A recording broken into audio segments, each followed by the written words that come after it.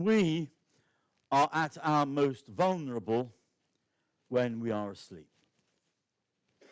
Now, as you know, some animals will go up into high trees or even go underground in order to sleep, to avoid predators, to avoid the ills. Now, Liz will tell you that there are times when I can sleep quite happily through a thunderstorm. Oh yeah, no problem.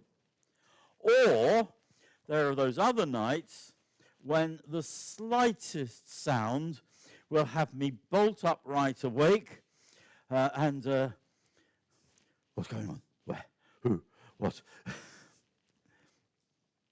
So I want us today to look at just 4 occasions out of the many that are in the Bible where sleep is seen as being just as important, if not more important, than being awake. And the first time sleep is mentioned in the Bible is when God uses sleep to good effect in the Garden of Eden. God has seen very clearly that Adam needs a helpmate, a companion, a partner, someone with whom to share his life. And we are told that our God puts Adam into a deep sleep. And whilst he is asleep, removes one of his ribs, and out of that creates the woman Eve. Now you all know, God had created Adam out of the very dust of the earth. So why didn't he merely repeat himself and create Eve in the same way? I believe it's every drop of rain. No. I believe it's because God wanted there to be an especially strong connection between Adam and Eve.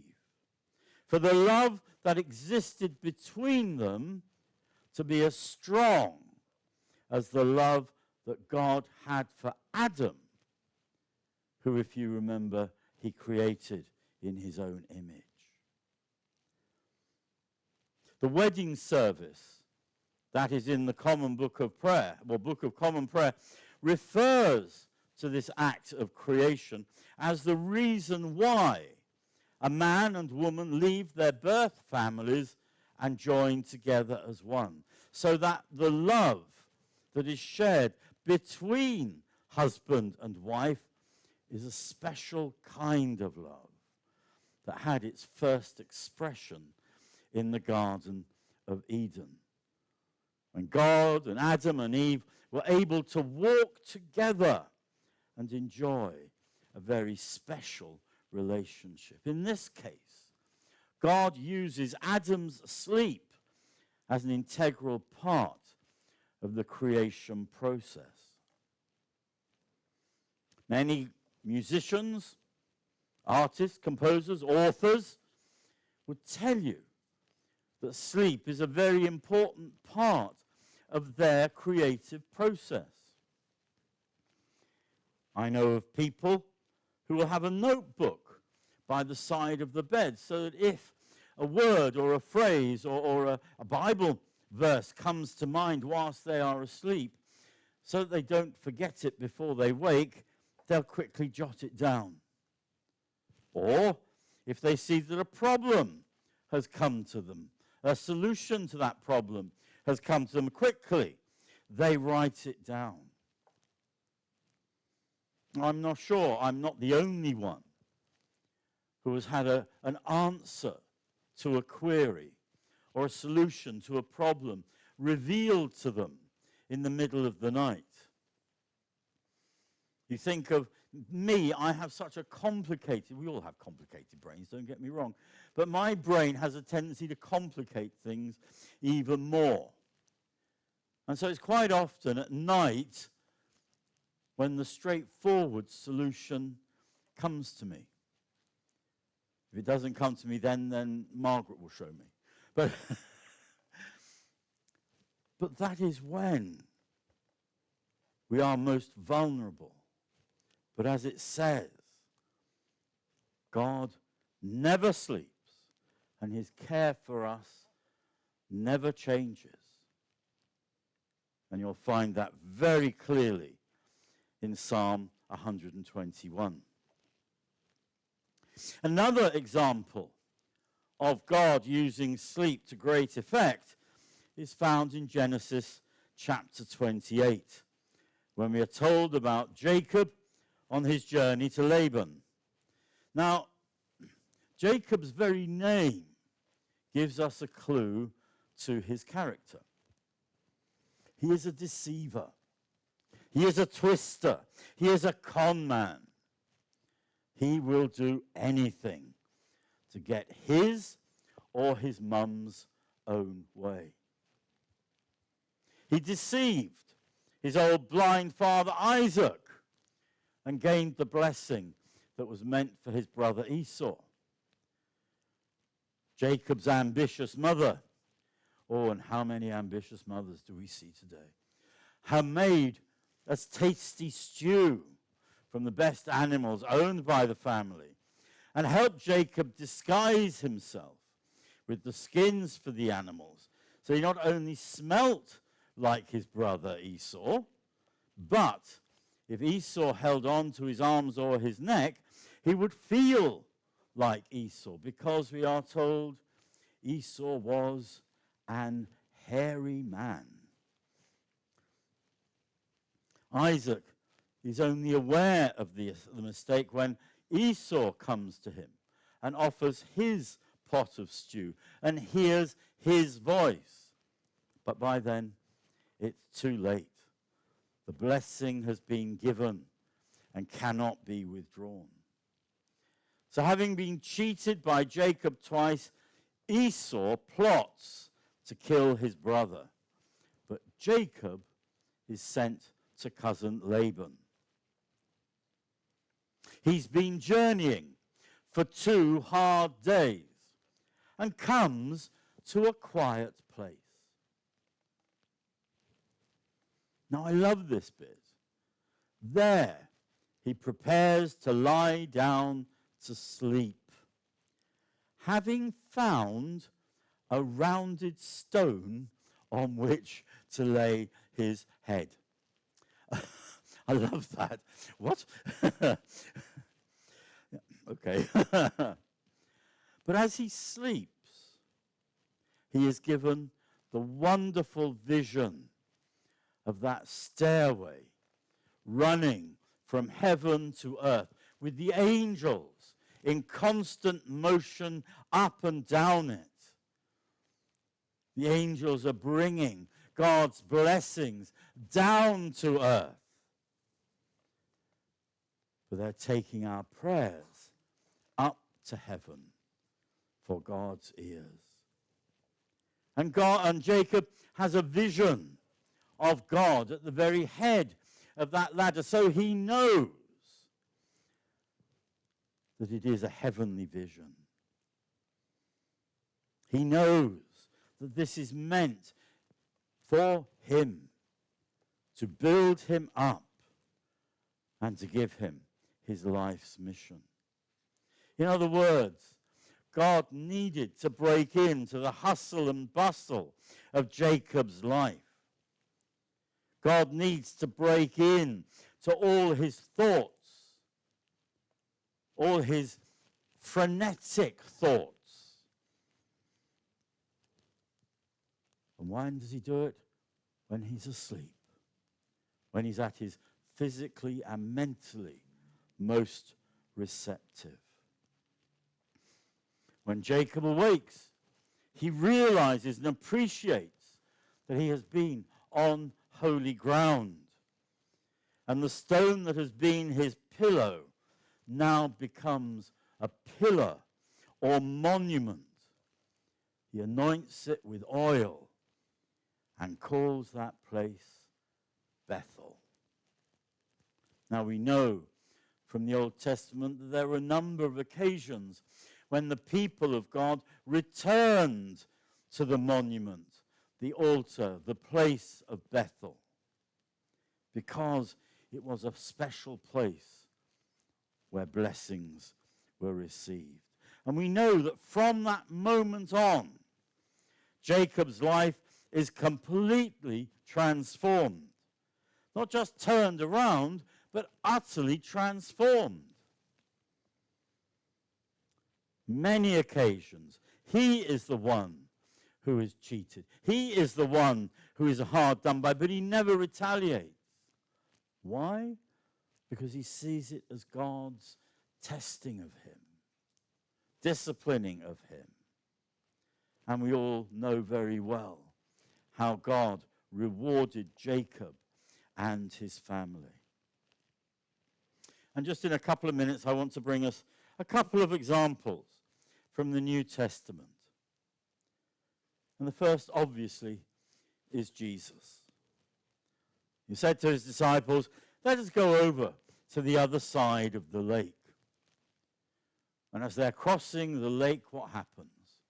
A great storm blows up. A great storm that threatens the boat and would appear to be threatening their lives. Now, the Lake of Galilee is not just a round lake. It's a long, slightly twisting lake, and there are peculiar mountains and hills on either side of it. And so if a wind whips round one of those hills, it can blow up a storm in an instant. What appears to be blue sky suddenly becomes a storm.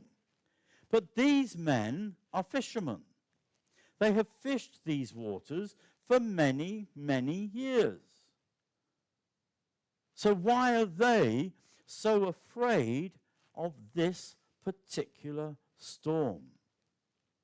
There is something about this storm that is out of the ordinary. Dare I say it, there is something demonic about it. So they're getting themselves into a lather. They're getting themselves all worked up and into a bit of a stew and a panic and so on. How can we get way out of this storm? What can we do? How can we look after the boat? How can we save ourselves? And so on. But all this mayhem, all this bedlam going on, and where is Jesus? Quietly asleep in the bow of the boat. Here he is. The world for these men appears to be falling apart around their very ears. And yet Jesus is able to remain serene and calm. Is this just foolishness? Is this just ignorance that is allowing him to behave that way? There was an admiral just before the First World War. And he was admiral of the fleet, and he wanted to test his ships. And so he had 2 ships and 2 destroyers were out in the Atlantic. And he said, I want you to turn starboard, port, sorry, that's going the wrong way. Port, starboard to you, port to me. But go starboard, and I want you to go all the way around. But you, I want you to go starboard. I want you to go all the way around. And so you've got these 2 ships going around. And all his officers, who were junior to him, were saying, sir, things aren't going to turn out well. Things aren't going to, no, I said it. I'm the admiral of the fleet, and I'm going to see what happens. The 2 ships collided into each other, and many men were lost. That is ignorance. That is foolhardiness. But this isn't. This is divine. Because when they come to him, do you not care that we are drowning? Now, clearly they knew that Jesus could do something about it. But the other half of that is they weren't quite sure why Jesus had let them get into that situation in the first place. So then, the other thing they may have been thinking, those who are Old Testament scholars may very well have been thinking about the story of Jonah. Was the storm actually Jesus' fault? So when Jesus is awakened, what does he do? Puts out his hands. Peace, be still. And immediately, we are told the lake became like a mill pond. Like a mill pond. But the question has to be, when Jesus is rebuking the wind and the waves, is he not also rebuking the disciples for their lack of faith, for their unbelief? And then he does ask them, where is your faith? And what do they say to each other? Who is this, that even the winds and the waves obey him? And finally, I just want to, for a couple of minutes, I've used this story before. It's the story of Peter in his early ministry. And in Acts chapter 12, we're told that King Herod was persecuting the early church. He had executed James, the brother of John. And King Herod had seen that this had pleased the people. And so he had planned to do the same to Peter. Now, however, it was the time of the Passover feast, and so Peter is put in prison to be placed on trial when the festival was over. And then, when the feast was over, he would be placed on public trial and probably publicly executed. But Herod was not leaving anything to chance. So he has Peter securely fastened in chains and thoroughly guarded. And we're told that he uses 2 cohorts of soldiers. So you're looking at about 100 soldiers for one man. Okay? And they would have been in 2 rings, one close ring around Peter, and then a slightly further ring out. Now, I don't know about you, but with that going on with me, I wouldn't spend much time asleep that night. I'd be on my knees praying and wailing and gnashing of teeth. But Peter is asleep. Fast asleep. He's so asleep that when an angel comes to wake him, we are told the angel has to knock Peter in the side to wake him up. Isn't that amazing?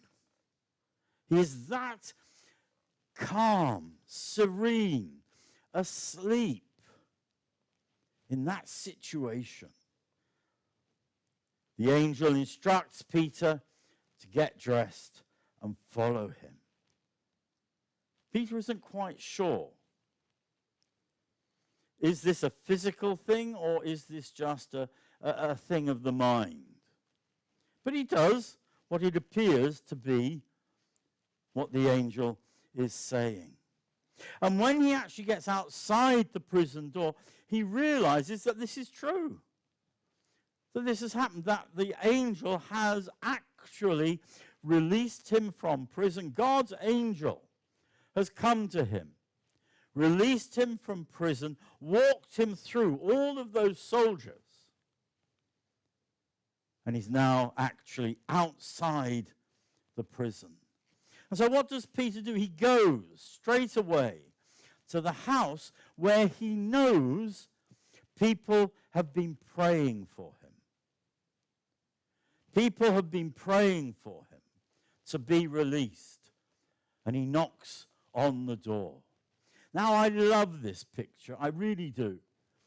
Peter knocks on the door. Rhoda, the servant girl, comes to the door. So Peter is outside knocking on the door saying, come on, let me in, please. Just let me in. So she hears Peter's voice. Instead of opening the door, she immediately runs back to the others in the house and says, Peter is outside. He's outside. No, he can't be. He can't be outside. He's still in prison. No, I'm telling you, I heard his voice. He's outside. No, you silly girl. Look, you just had a dream, or you just had a vision, or you just had a magic moment. No, I'm telling you the truth. He is outside. And it's only because she keeps on insisting that one of the people actually goes to the door and sees that, yes, Peter has been released. Yes, Peter is there. Both these situations, both the situation for Jesus and the situation for Peter, were hazardous, were risky, were dangerous. Situations that might keep us wide awake, might keep us on the edge of our seat. But because of their security in the Lord, because of their security in God, because of their close relationship to God, especially with Jesus, but also with Peter, they are able to rest in Him. They are able to have that time of peace and quiet that we all so desperately need. Paul later on says, for me to live is Christ, to die is gain. That's how secure Paul was in his relationship with God. Didn't matter to him which happened. Just a little aside, just for a second. I don't know about you, but when I was in school, one of the things our English teacher did was teach us portions of poetry. I wandered lonely as a cloud that floats on high Dale Hill, and all at once I came across. Okay. But one of his favorites was Rudyard Kipling's If. Okay. Now, first line goes, if you can keep your head when all around you are losing theirs and blaming it on you, and our response as schoolboys would be, you just don't know how serious the situation really is.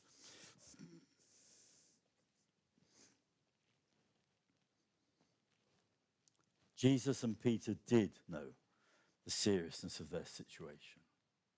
But they also knew they were in the palm of God's hands and that there was nowhere safer for them to be. So, just a final word. If your friend or your partner is fast asleep in front of the telly or is tossing and turning, sorry, Phil, I saw that. Or tossing and turning on their side of the bed and disturbing you, please, don't wake them. It might be that very moment that God chooses to speak with them. Amen. Let's close by singing a lovely song together.